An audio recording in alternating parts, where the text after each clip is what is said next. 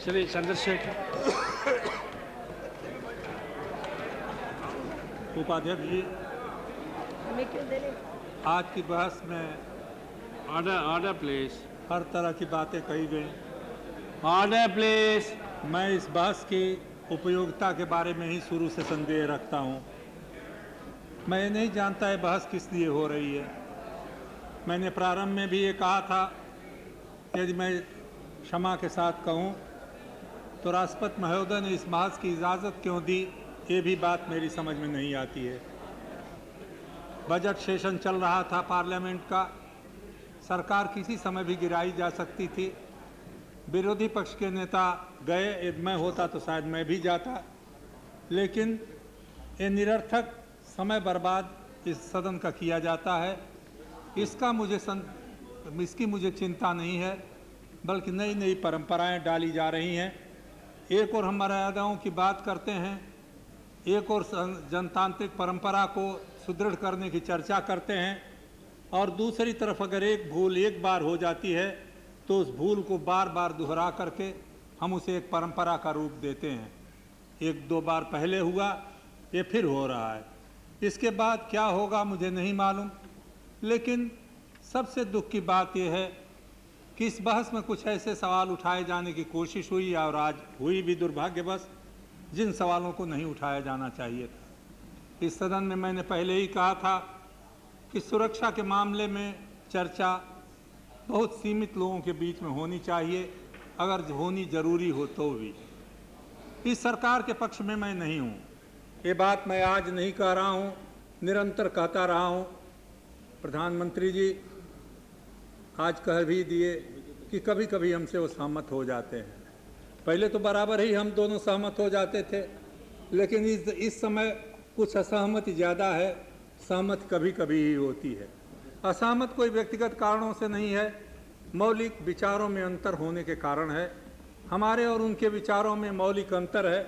हमारे मित्र जॉर्ज फर्नांडिस से मेरी सहमत कोई नहीं है, लेकिन जिस समय सुरक्षा के मामलों में बयान दिए गए, जॉर्ज फर्नांडिस को बिना मिले, उनसे बिना पूछे मैंने कहा कि इस विवाद में रक्षा मंत्री के विरुद्ध कोई बयान देना उस व्यक्ति का मेरी समझ में उत्तरदायित्वपूर्ण नहीं है जो सुरक्षा के बारे में या सरकार चलाने के बारे में या संसदीय परंपरा के बारे में, उसके भविष्य के बारे में थोड़ी भी चिंता रखता है। मैं किसी व्यक्ति विशेष को नहीं कहना चाहता, लेकिन जो लोग उच्च पदों पर रहे हैं, जो लोग जिम्मेदारी को निभाए हैं, जिनको सुरक्षा मंत्रालय के बारे में जानकारी है, वो लोग इस बात की चर्चा चलाएं कि किन कारणों से एक कोई अधिकारी हटाया गया, उस पर कोई कमेटी बैठाई जाए, उस पर कोई बहस चलाई जाए।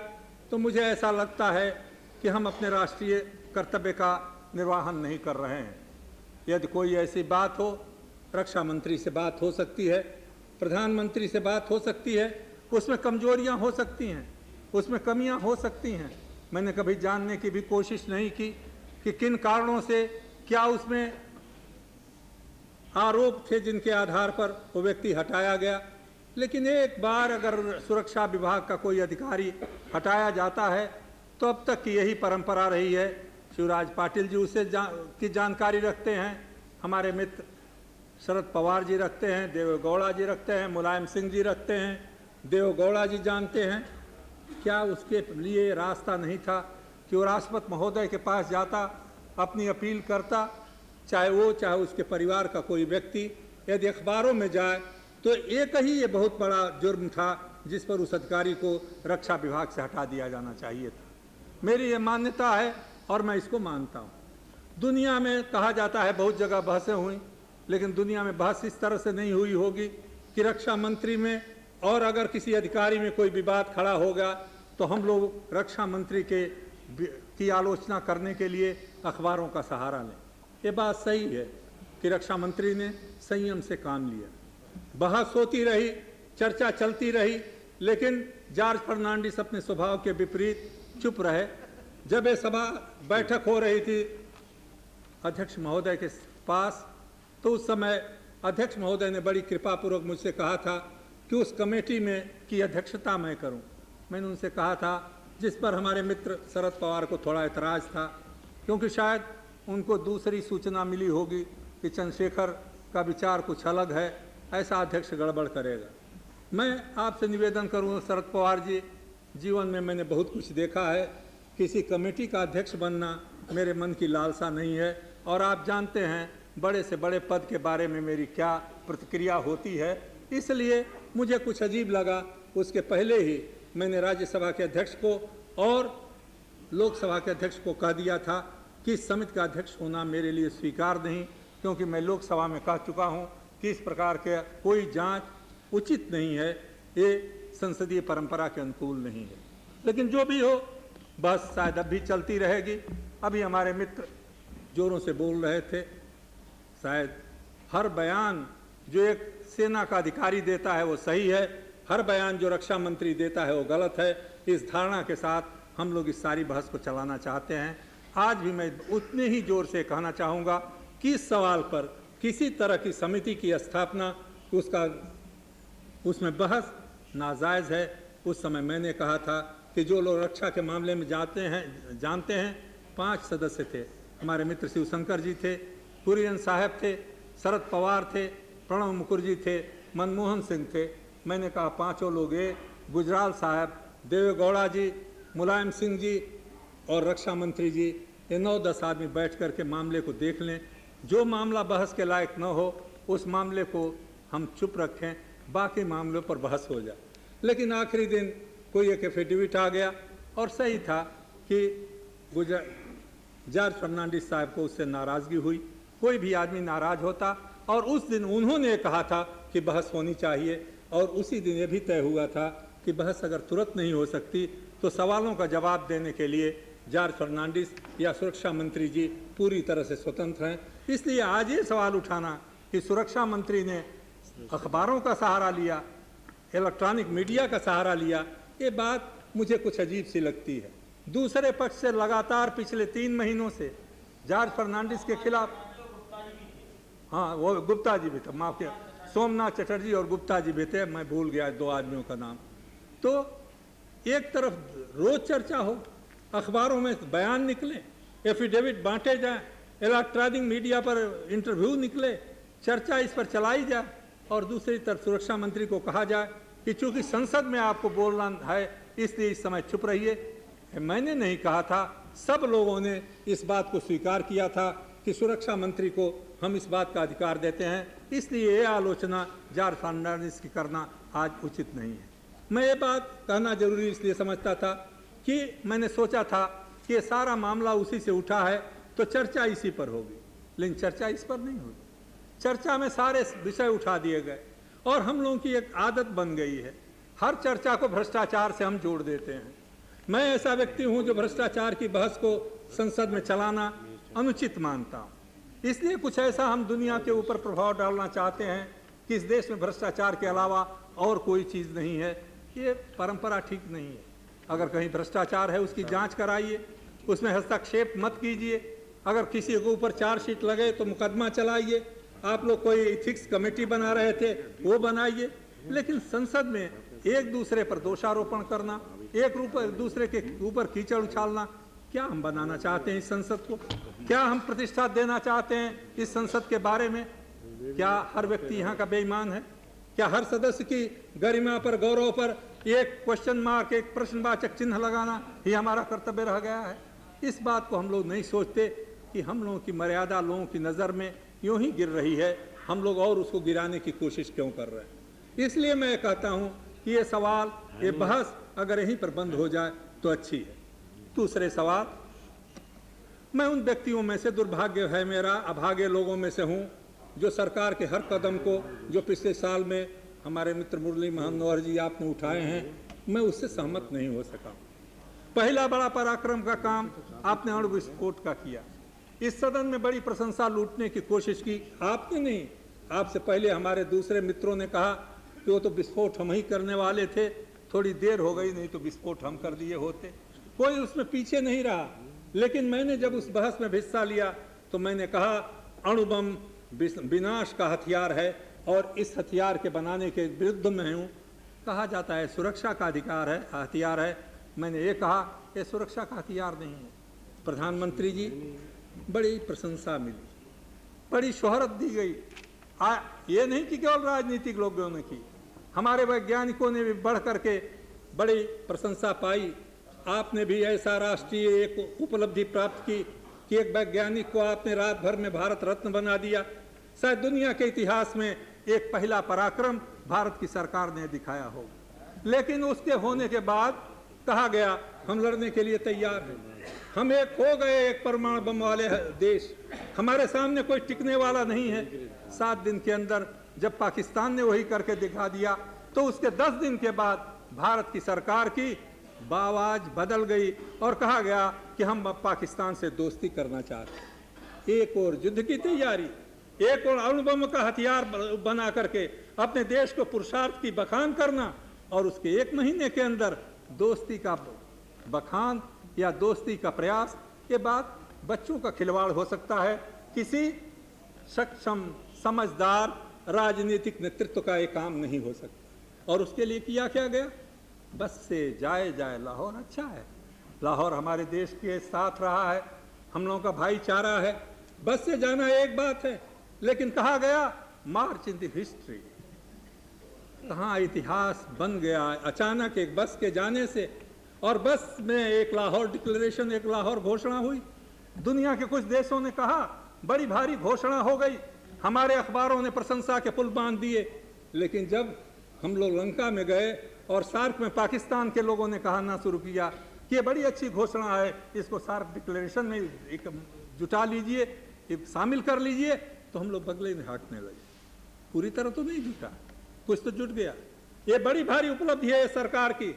50 वर्षों में सारी कोशिश के बावजूद पाकिस्तान कश्मीर के मसले को अंतर्राष्ट्रीय मसला नहीं बना सका था, इस सरकार ने उसको अंतर्राष्ट्रीय मसला बना दिया। ये बड़ी भारी उपलब्धि है और उस उपलब्धि का नतीजा आज हम देख रहे हैं। किस तरह के वक्तव्य आज पाकिस्तान से आ रहे हैं, किस तरह की त्योरी दिखाई जाती है। और इस घटना के बाद आपस में इतना विवाद, अग्नि का परीक्षण केवल 4 दिन रुक नहीं रख सकता था, ये बहस खत्म होने के बाद नहीं लग सकती तो वो काम नहीं हो सकता था। 2 दिन पहले अग्नि की परीक्षा करके आप फिर ये दिखाने की कोशिश करें, हाँ कहीं कि हम ही पुरुषार्थी हैं, हम ही सामर्थ्यवान हैं, हम ही शक्तिशाली हैं। नतीजा ये निकला कि पाकिस्तान भी वही कर रहा है। जिस बात से हमको डर था वो डर आज साबित हो रहा है। ये क्षेत्र जो है ये एक बार फिर हथियारों की होड़ का क्षेत्र बन रहा है। कोल्ड वार, शीत युद्ध समाप्त हो गया था रूस और अमेरिका के अंदर।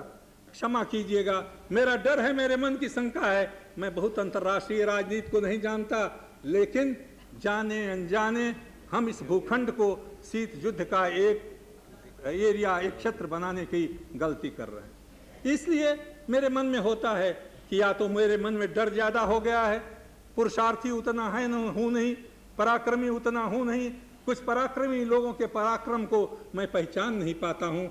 लेकिन क्षमा कीजिएगा उपाध्यक्ष महोदय, मेरे मन में डर है, मेरे मन में शंका है, और इस शंका को बल और बढ़ता है। दुनिया की कुछ बड़ी ताकतें सारी दुनिया को एक सूत्र में पिरोना चाहती हैं, अपने रास्ते पर अनुशासित करके चलाना चाहती हैं। वो ताकतें अगर कभी कोरिया में जा सकती हैं, कभी वियतनाम में जा सकती हैं, कभी जा सकती हैं इराक में, कभी जा सकती हैं युगोस्लाविया में, तो क्या वो हिंदुस्तान की ओर नजरें नहीं उठा सकती हैं? क्या वही सवाल है। हम किसी एक क्षेत्र विशेष का नाम नहीं लेता, मैं नहीं लेता। ये खतरा है हमारे देश के ऊपर, और इस खतरे की ओर बिना आगाह हुए, इस खतरे की ओर बिना सोचे हुए आप प्रशस्ति अपनी पढ़ते जाइए, लोगों को भ्रम में रखते जाइए, लेकिन वास्तविकता जो है हमारे आंखों को के सामने मुंह बाए खड़ी हुई।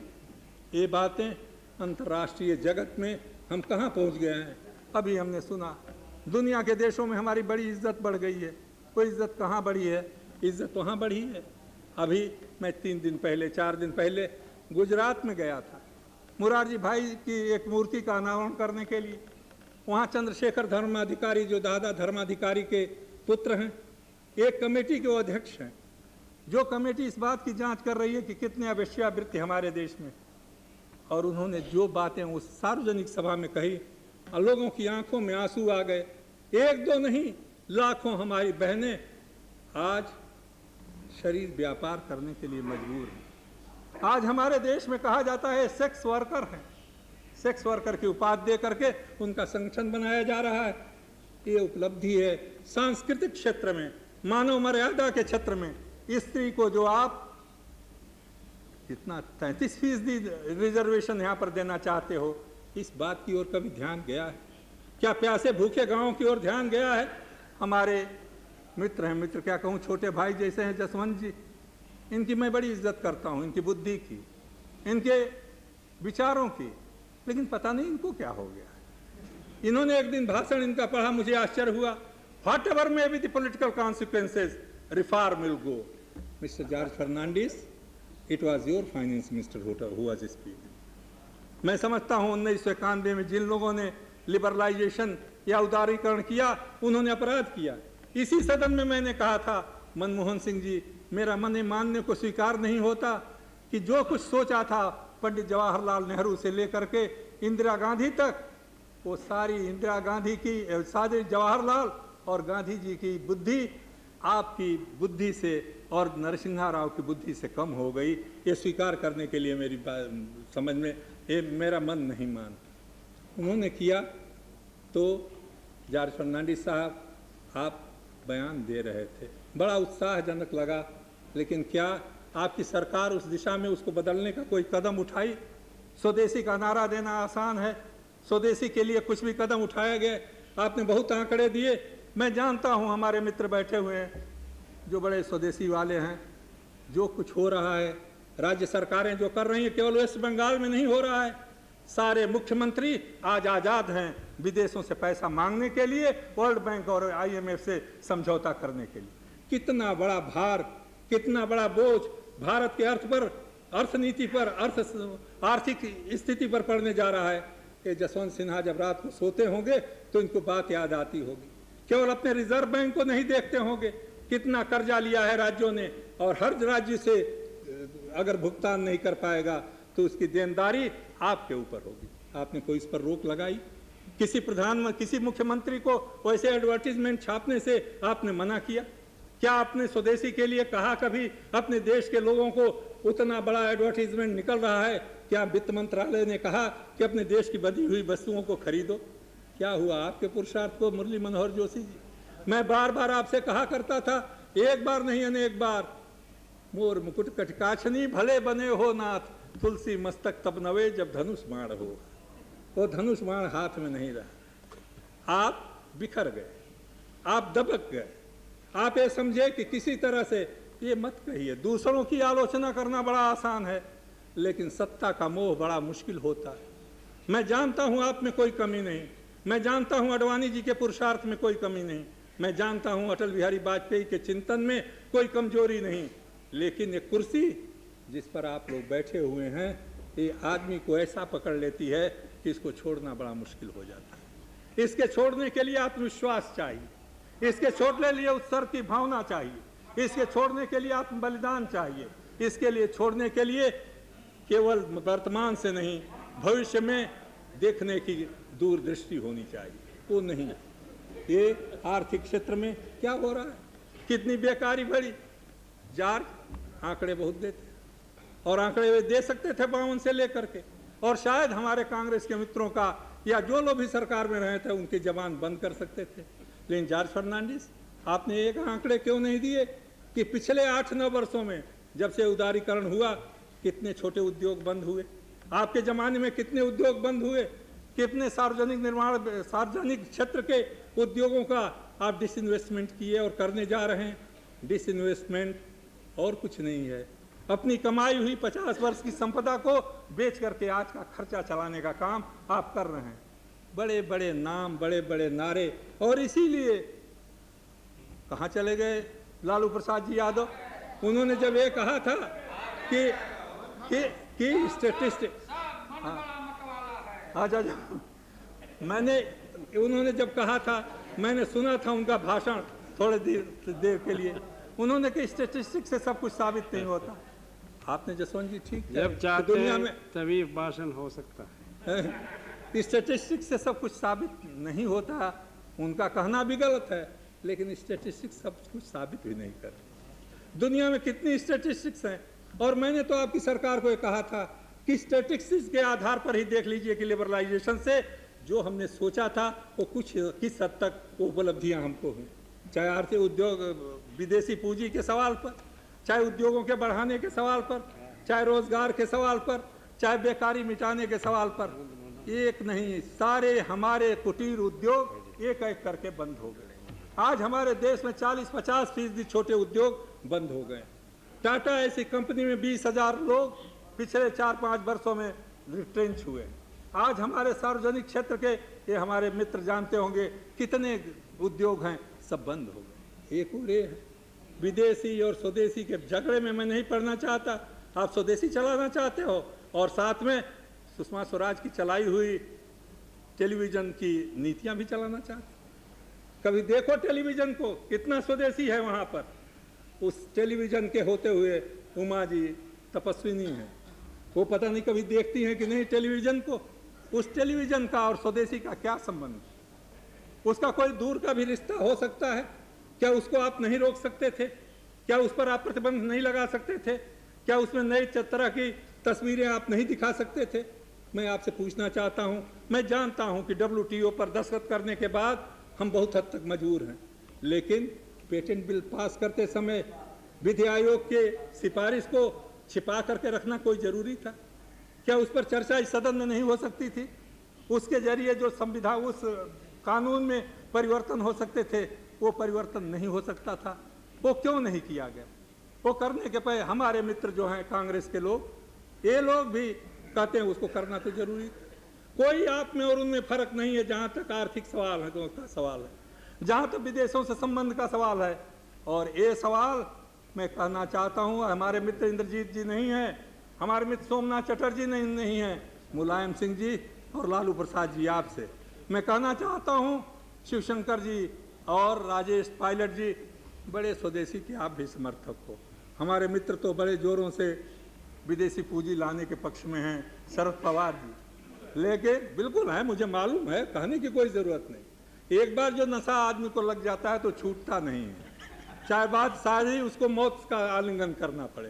ये बड़ा बुरा नशा है, दौलत का नशा।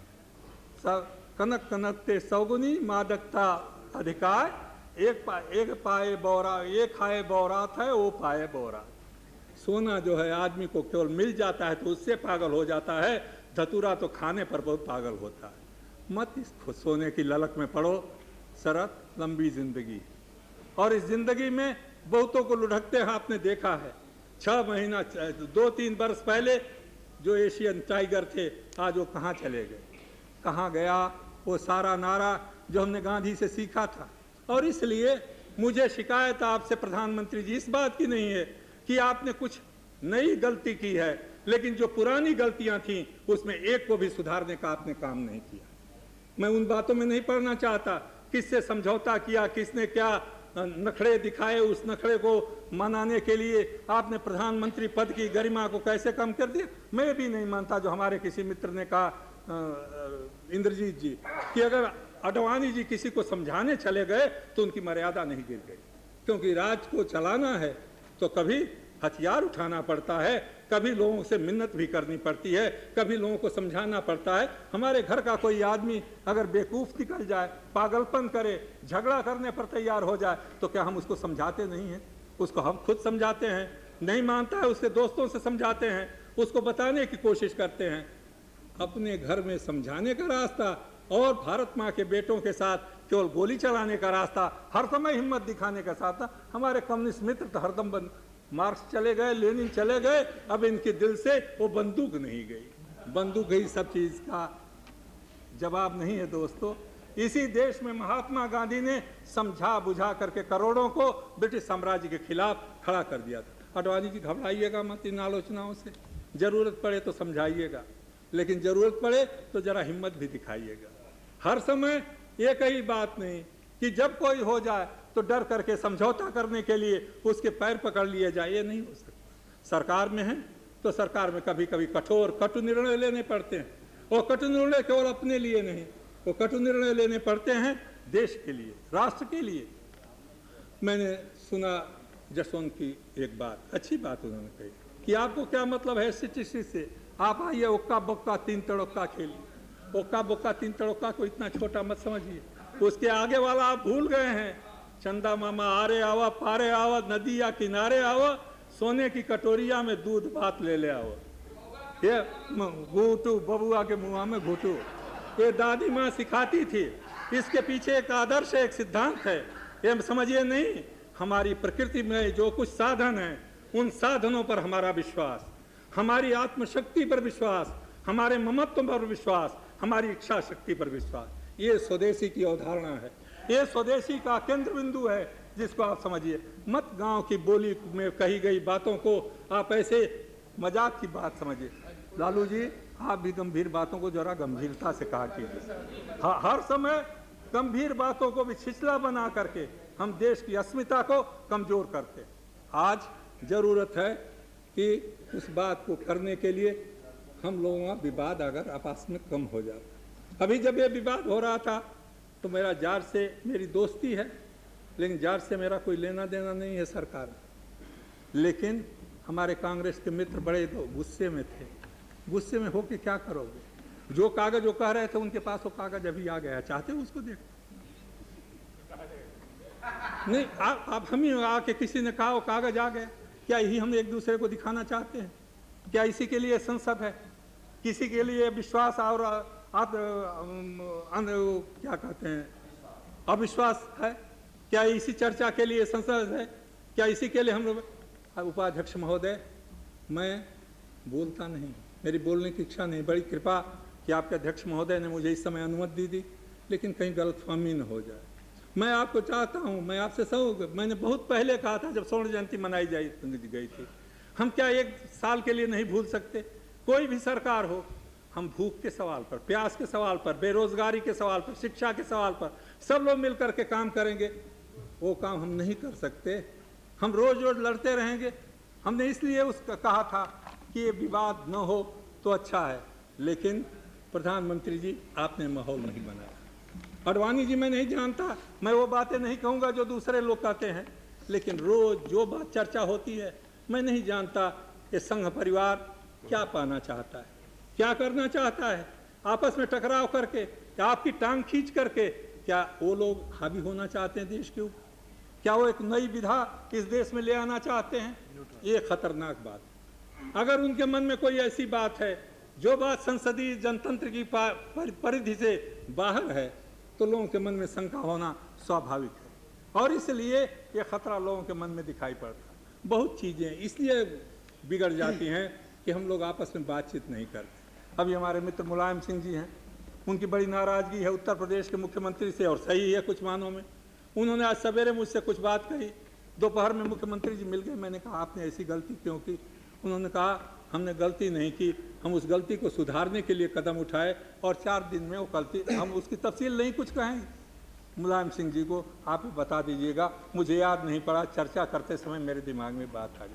कभी कभी बात कर लेनी चाहिए, कभी कभी चर्चा कर लेनी चाहिए, आर्थिक सवालों पर, राजनीतिक सवालों पर। हाँ जी, एक शादी में मिल गए तो मैंने बात की थी। आर्थिक राजनीतिक सवालों पर मतभेद होते हुए भी आखिरकार हम लोग इंसान हैं। राजनीति हमारे जीवन का 10% होगी, 90% राजनीति से हम लोग अलग हैं, और अगर उस 90% को हम विकसित नहीं करेंगे तो हम देश बनाने का काम नहीं कर सकते, हम निर्माण का काम नहीं कर सकते। आपस में अगर हम लोगों में सहयोग नहीं होगा तो करोड़ों लोगों का सहयोग लेकर के राष्ट्र निर्माण का काम कैसे हो सकेगा?